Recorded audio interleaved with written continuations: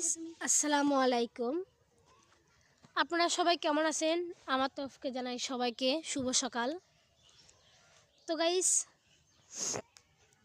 রাতের শিশির পড়ে এবং সকালে কুয়াশায় ঢাকা আমাদের গ্রামটি। সো আজকে আমরা দেখাবো আমাদের গ্রামের বাসা। Let's start. তো গাইস, দেখতেই পাচ্ছেন এটা আমাদের গ্রামের বাসা।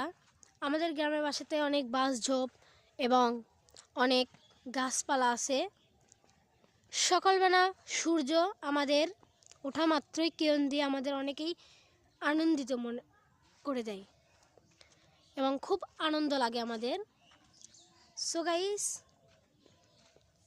আমাদের এই গ্রামের বাসা ভিতরে অনেক সুন্দর এবং বাহির থেকে আরও সুন্দর লাগে। চারিপাশে গাছগুছালি, আমের গাছ। সো গাইস, আপনাদের দেখাবো আজকে আমাদের বাড়ির ভিতরে আঙিনায় যে গাছপালাগুলো রয়েছে সেগুলা। চলুন যাওয়া যাক। গাইস, এটা আমাদের বাড়ির ভিতর। এটা আমাদের মুরগির ফার্ম।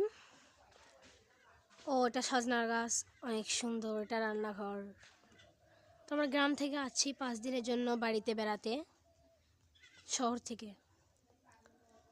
তো গাইস, দেখতেই পাচ্ছেন আমের গাছ। এটা গোয়াল ঘর,